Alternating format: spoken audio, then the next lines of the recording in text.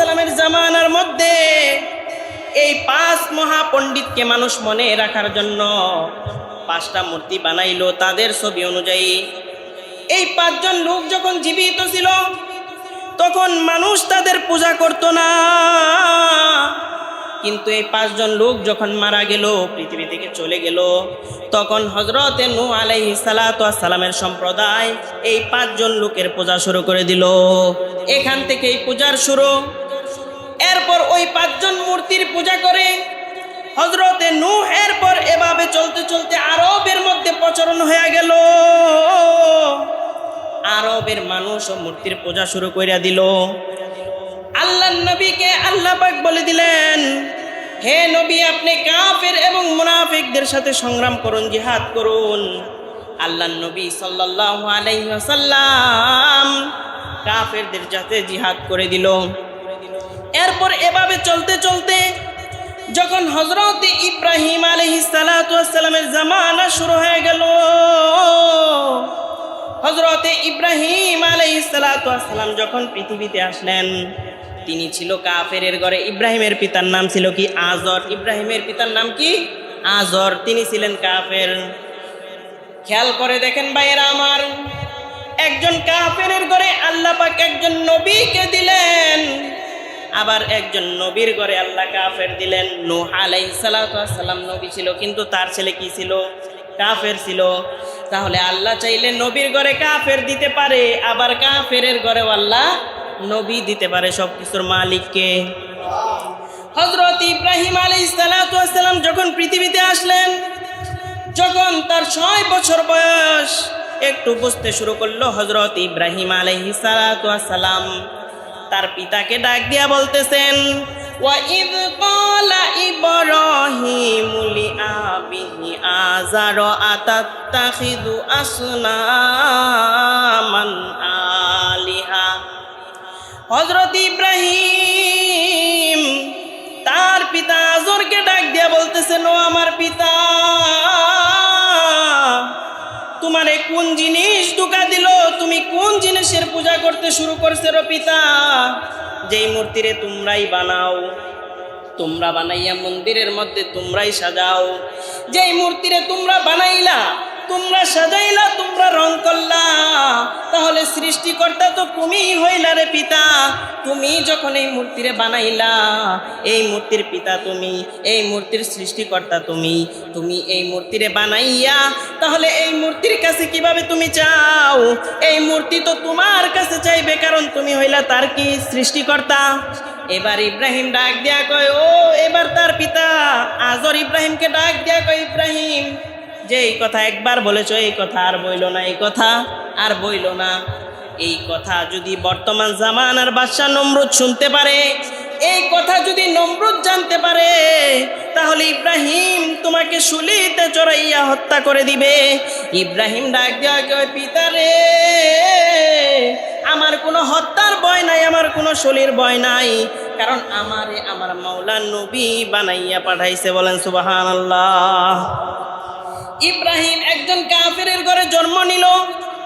কাফেরের ঘরে জন্ম নিছে মানে তারও তো কাফের হওয়ার কথা ছিল নাকি? যেহেতু সে কাফেরের ঘরে জন্ম নিছে, দুনিয়ার মধ্যে তো এমন সিস্টেম, মুসলিমের ঘরে জন্ম নিলে মুসলমান হয়, হিন্দুর ঘরে জন্ম নিলে হিন্দু হয়, বৌদ্ধের ঘরে জন্ম নিলে বৌদ্ধ হয়। ইব্রাহিম যেহেতু কাফেরের ঘরে জন্ম নিছে, তার তো কাফের হওয়ার কথা ছিল।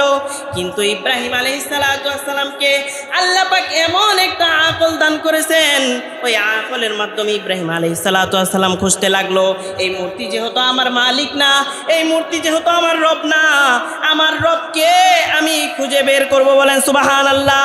সন্ধ্যার সময় যখন আকাশে তারকা উঠলো, ফালাম্মা রাআ কাওকাবা, যখন ইব্রাহিম আলাইহিস সালাতু ওয়াস সালাম তারকা দেখতে পাইল, তারকা দেখে ইব্রাহিম বলতেছে, এই তারকাই আমার প্রভু। অতঃপর যখন তারকা চলে গেল, চন্দ্র উদয় হলো, ফালাম্মা রাআল কমারা বাযিগান ক্বালা হাযা রাব্বি। বলেন সুবহানাল্লাহ। অতঃপর যখন আকাশের মধ্যে চন্দ্র উঠে গেল, ইব্রাহিম ডাক দিয়া কয়, এই চন্দ্রই আমার প্রভু। এবার চন্দ্রের পূজা শুরু করছে। ইব্রাহিম চন্দ্রের কাছে চাওয়া শুরু করেছে। অতঃপর যখন চন্দ্র চলে গিয়ে পরের দিন সকালবেলা সূর্য উঠা গেল, ইব্রাহিম ডাক দিয়ে বলে, ফালাম্মা রা'আশ-শামসা বাযিগাতান ক্বালা হাযা রব্বি হাযা আকবার। এটাই আমার বড় মালিক, এটাই আমার সৃষ্টিকর্তা। আমি কে তারকা দেখলাম, তারকা উদাও হয়ে গেল। এরপরে চন্দ্র দেখলাম, চন্দ্র উদাও হয়ে গেল। কিন্তু এই যে সূর্য সকালবেলা উঠছে, সারাদিন দেখতেছি আছেই, কোথাও উদাও হয় না। সুতরাং এই সূর্যই আমার মালিক। সন্ধ্যার সময় যখন সূর্য উদাও হয়ে গেল, ইব্রাহিম বলে, না না, এটা আমার মালিক হতে পারে না। কেননা আমার মালিক তো এমন মালিক, যেই মালিক কখনো উদাও হবে না, যেই মালিক সর্বদা বিদ্যমান। ইন্নী ওয়াজ্জাহতু ওয়াজহিয়া লিল্লাযী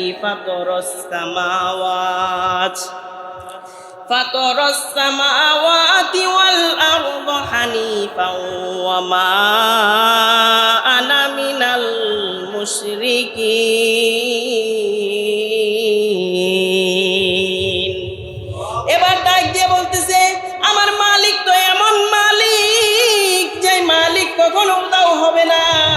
আমি এমন মালিকের দিকে মুখ ফেরাইলাম, যেই মালিক এই আসমান রে বানাইলো, যেই মালিক এই জমিন রে বানাইলো, যেই মালিক ওই তারকাকে উদাও করে চন্দ্র দিল, যেই মালিক ওই চন্দ্রকে উদাও করে সূর্য দিল। আমি এমন মালিকের খোঁজ পেয়ে গেছি, যেই মালিক ওই তারকারও মালিক, যেই মালিক এই চন্দ্রেরও মালিক, যেই মালিক এই সূর্যেরও মালিক, ওই মালিক আমি ইব্রাহিমের মালিক। বলেন সুবহানাল্লাহ। তাহলে কাফেরের ঘরে জন্ম নিয়ে মুসলিম হয়েছে কিনা?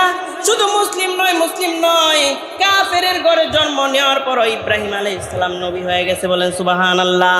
এবার হযরত ইব্রাহিম আলাইহিস সালামকে আল্লাহ পাক নির্দেশ দিলেন, ইব্রাহিম, এই যে মূর্তি পূজা করতেছে, এই মূর্তি পূজা তুমি করবা না। এই মূর্তিগুলারে তুমি কিভাবে ভাঙবা, এই মূর্তি পূজা কিভাবে দৌড়াবা ইব্রাহিম, এটা তোমার দায়িত্ব, তুমি মূর্তি পূজা কইরো না। এবার ইব্রাহিম তার পিতাকে বলল, ও আমার পিতা, এই যে মূর্তি পূজা করতেছো, এই মূর্তি পূজার দ্বারা তোমার লাভ কি?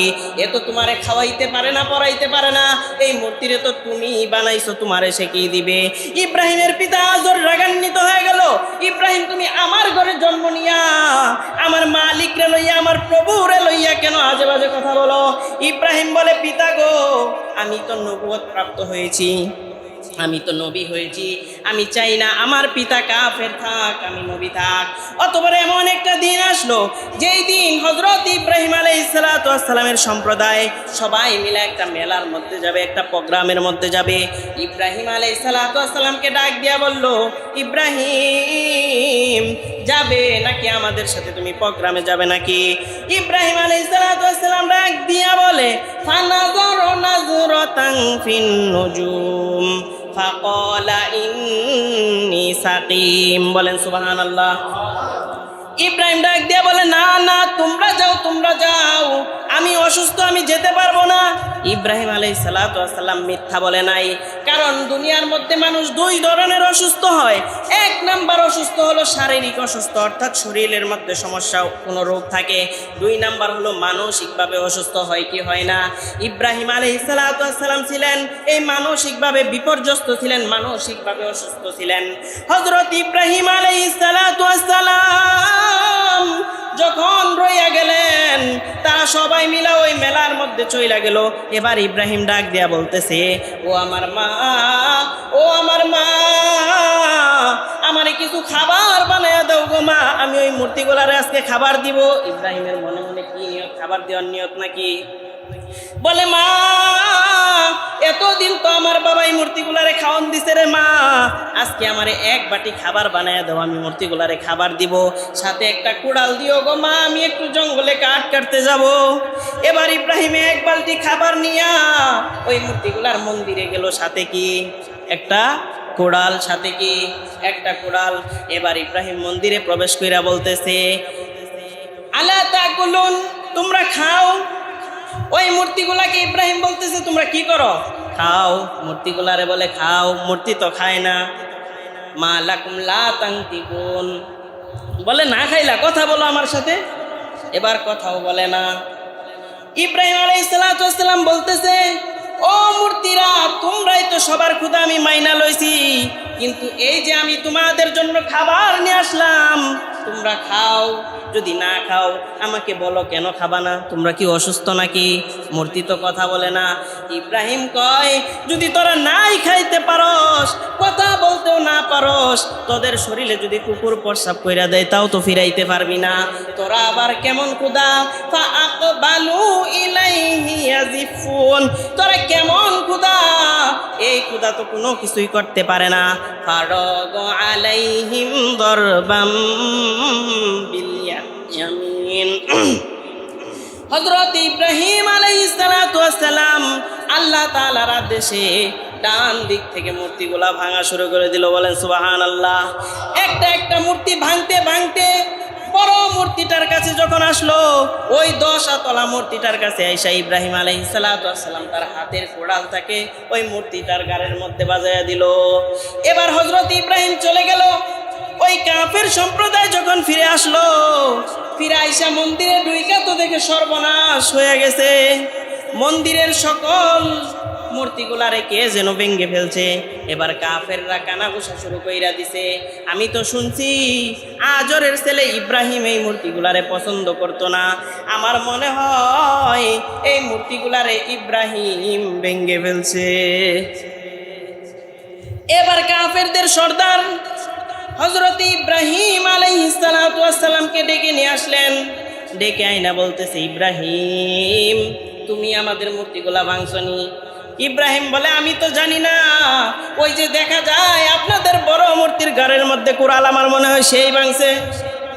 এবার কাফের কই, তুমি কি আমাদের সাথে ঠাট্টা করো নাকি, মস্কারি করো নাকি? এই মূর্তি তো চলতেও পারে না, হাঁটতেও পারে না, ঘুরতেও পারে না, এই মূর্তি কিভাবে অন্য মূর্তিগুলারে ভাঙতে পারে? ইব্রাহিম ডাক দিয়া কই, ও কাফের, আল্লাহ তোরে এই যে আকল দিছে তুই বুঝতেছর, এই মূর্তি চলতেও পারে না, ফিরতেও পারে না, ঘুরতেও পারে না, খাইতেও পারে না। তুই যখন এইটা বুঝলি, তাহলে তুই কেন এইটা বুঝো না? এই মূর্তি যেহেতু কিছুই করতে পারে না, এই মূর্তি কিভাবে তোর রব হয়? এবার যখন এই কথা বলছে, কাফের তো রাগান্বিত হয়ে গেছে। রাগান্বিত হয়ে বলতেছে, যা যা, তোকে নমরুদের কাছে নিয়ে যাব, তোকে নমরুদের কাছে নিয়ে যাব। এবার ইব্রাহিম আলাইহিস সালাতু ওয়াস সালাম তাকে দরিয়া যখন নমরুদের কাছে নিয়ে গেল, নমরুদের কাছে নিয়ে বলতেছে, ওহে আমাদের বাদশা, এই যে ইব্রাহিম আমাদের মন্দিরের মধ্যে ঢুইকা আমাদের সকল মূর্তিগুলারে ভাঙ্গা ফেলছে রে বাদশাহ। এবার ইব্রাহিমকে আপনি ফাঁসির আদেশ দেন। এবার ডাক দিয়া বলে, ইব্রাহিম, তুই কি মূর্তিগুলা ভাঙছরনি? ইব্রাহিম কয়, বাদশাহ, আমি তো এমন মালিকের ইবাদত করি, আমি তো এমন মালিকের বান্দা, আমি আপনাকেও কালেমার দাওয়াত দেই, আমি ওই মালিকের পথে আমি দাওয়াত দেই, যেই মালিক রব্বি আল্লাযী ইউহয়ী ওয়া ইউমীত। আমি এমন মালিকের ইবাদত করি যেই মালিক আমারে বানাইছে, আপনারে বানাইছে, যেই মালিক মৃত্যু দান করে, জীবিত করে, যেই মালিক মৃত্যু দান করে, ওই মালিকই জীবন দান করে। আমি এমন মালিকের ইবাদত করি। নমরুদ ডাক দিয়া কয়, আমিও তো জীবন দেই, আমিও তো মৃত্যু দেই। বলে, কিভাবে? দুইজন ফাঁসির আসামিকে জেলখানা থেকে আইনা নমরুদ একজনকে সাথে সাথে হত্যা করে ফেললো, আর একজনকে হত্যা করতে যাইয়া তারে ছেড়ে দিল। এবার ডাক দিয়া কয়, ইব্রাহিম, ক্বালা আনা উহয়ী ওয়া উমীত, এই যে দেখ, আমি একজনকে জীবন দান করলাম, আবার আমি একজনকে মৃত্যু দান করলাম। এবার ইব্রাহিম পেরেশান হয়ে মালিককে ডাক দিয়ে বলে, মালিক, এই নমরুদ তো সত্যি একজনকে জীবন দান করলো, আর একজনকে মৃত্যু দান করলো। এবার মালিক কয়, ইব্রাহিম, তুমি পেরেশান হইও না, ওগো আমার বন্ধু, তুমি পেরেশান হইও না, আমি তোমারে বলতেছি, এখন তুমি নমরুদকে এমন একটা প্রশ্ন করবা, যেই প্রশ্নের উত্তর যদি নমরুদ দিতে পারে, ইব্রাহিম, তুমিও কাফের হয়ে যাবা। যদি নমরুদ তোমার প্রশ্নের উত্তর দিতে পারে রে ইব্রাহিম, তুমিও নমরুদের এই ধর্ম পালন করো, আমার কোনো বাধা নাই।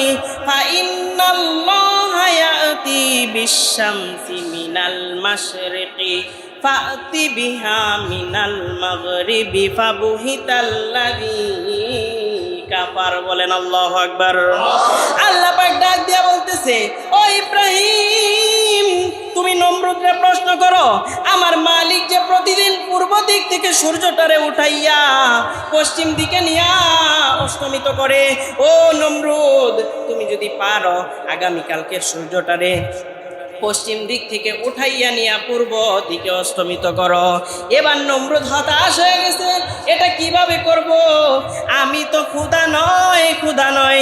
এবার ইব্রাহিমরে হুকুম দিয়ে দেয়, ও ইব্রাহিম, যা যা, আমি তোরে মৃত্যুদণ্ড দিলাম, তোরে আমি আগুনের মধ্যে ফালাইয়া মারবো। কোথায় ফালাবে? আগুনের মধ্যে। এবার নমরুদ তার শাগরেদদেরকে হুকুম দিল, যা যা যা, এমন বড় একটা আগুনের অণ্ডলিপি তৈরি কর, ওই আগুনের মধ্যে আমি ইব্রাহিমরে ফালাবো, ওই আগুনের মধ্যে ইব্রাহিমরে ফালাইয়া মারবো। এবার বলেন তো আগুনের মালিককে? জোরে বলেন। যে আগুনরে আমার মাওলা বানাইছে, ওই মাওলার বন্ধুকে? ইব্রাহিম মাওলার বন্ধুকে বলেন। ওয়াত্তাখাযাল্লাহু ইব্রাহিমা খলিলা। সুবহানাল্লাহ। আমি আল্লাহ ঘোষণা দিলাম, আমি এই ইব্রাহিমরে বন্ধু হিসাবে স্বীকৃত দিয়া দিলাম।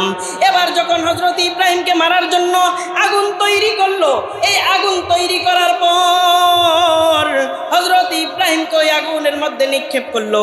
হযরত ইব্রাহিম আলাইহিস সালাতু ওয়াস সালামকে যখন আগুনের মধ্যে নিক্ষেপ করতেছে, জিব্রাইল আয়েশা বলে, ইব্রাহিম, আপনি যদি আমাকে হুকুম দেন, আমি আগুনকে এমনভাবে ঠান্ডা করে দিব, এই আগুনের তেজ আমি নষ্ট করে দিব।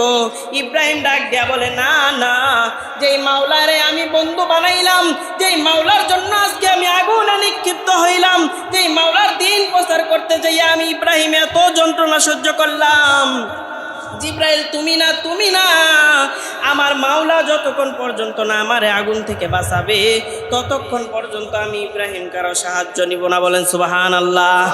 আল্লাহ পাক আগুনকে ডাক দিয়া বলল, কুলনা ইয়া নারু কুনি বারদাও ওয়া সালামান আলা ইব্রাহিম। मैं आशिक मौलाना हूँ, मैं इश्क निराला, बाजुमला जहाँ जिसके तजल्ली से उजाला, कुदरत की तमाशा है मदीना के गली में, जन्नत की नमूना है मदीना के गली में, रुखसार से बुरका का जरा पर्दा उठा दो, लिल्लाही मुझे हुस्न खुदा दाद दिखा दो, ऐ बाहर करम सदका हुसैन इब्ने अली का, यासा हूँ मुझे शरबत दीदार पिला दो। बोलें सुबहानाल्लाह।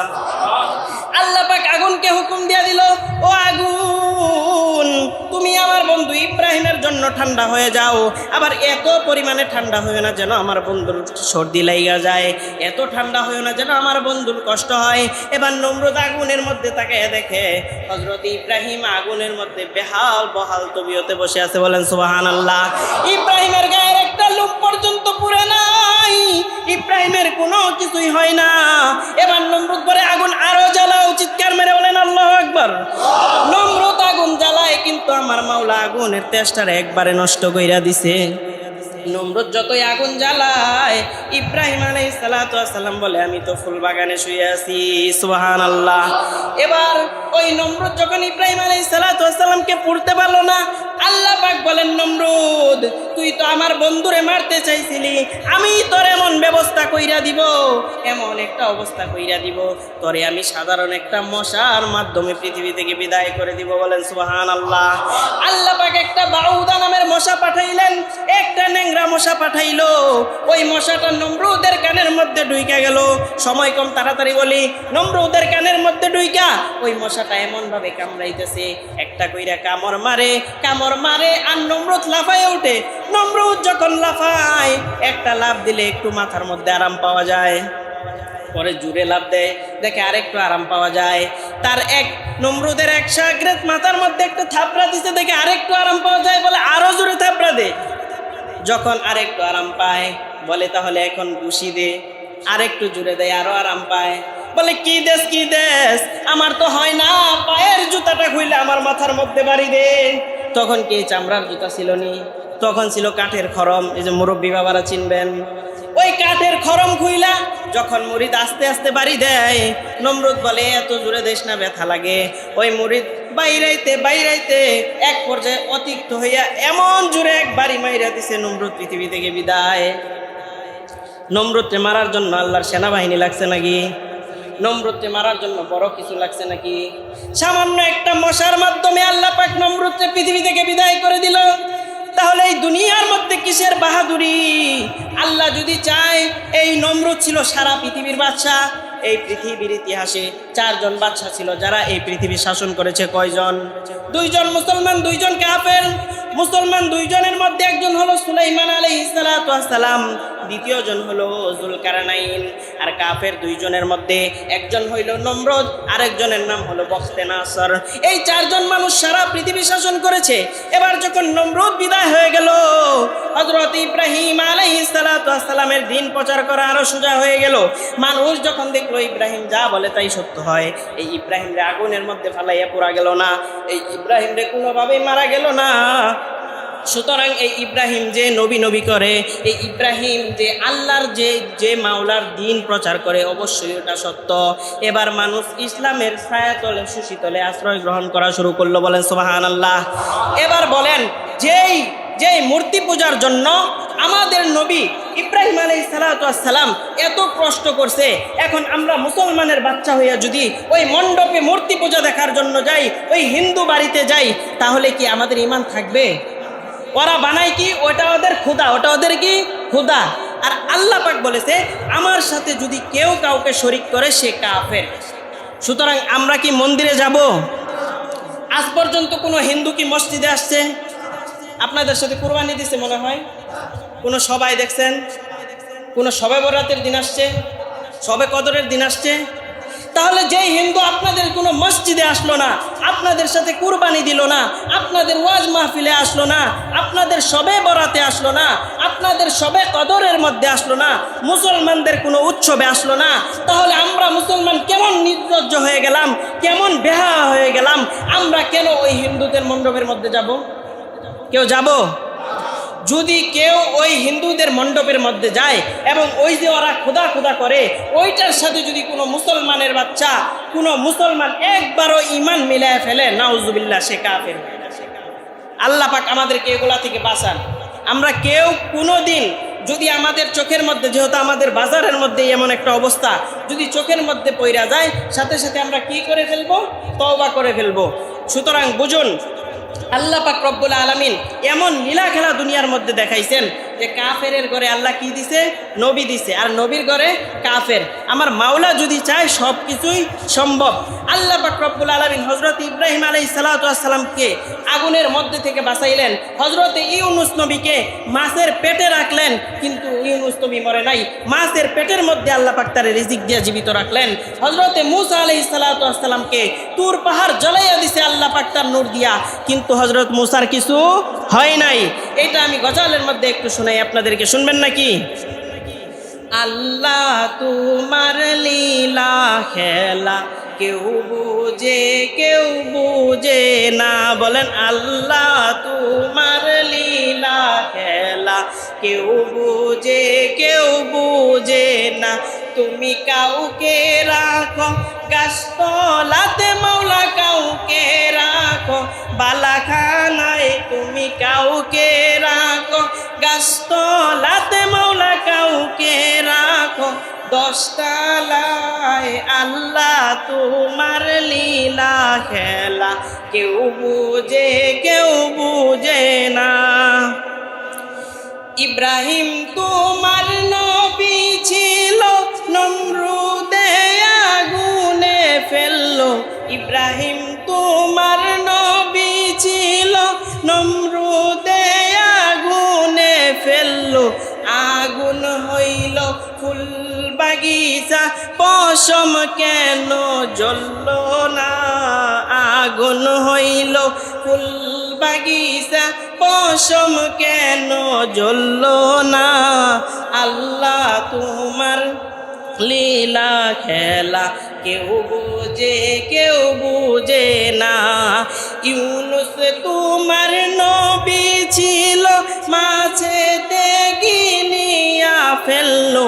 ইউনুস তোমার নবী ছিল, মাছেতে গিলিয়া ফেললো, মাছের পেটে রইলেন নবীজি, হজম কেন হইলেন না? মাছের পেটে রইলেন নবীজি, হজম কেন হইলেন না? আল্লাহ তোমার লীলা খেলা কেউ বুঝে না। মাবুদ তোমার লীলা খেলা কেউ বুঝে না, ঠিক কিনা? তাহলে আমরা কেউ মূর্তি পূজা দেখতে যাব? আমরা কেউ মন্দিরে যাব? দুইটা হাত তুলে বলেন, আমরা কেউ মন্দিরে যাব? আমরা আল্লাহ তাআলার কাছে ওয়াদা করতেছি, আমরা কেউ মন্দিরে যাব না, আমরা কেউ পূজা দেখতে যাব না, ইনশাআল্লাহ যাব না, ইনশাআল্লাহ।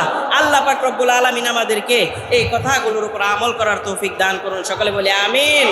যারা সুন্নত করেন নাই, কবলাল জমা সাহেব সুন্নত করেন।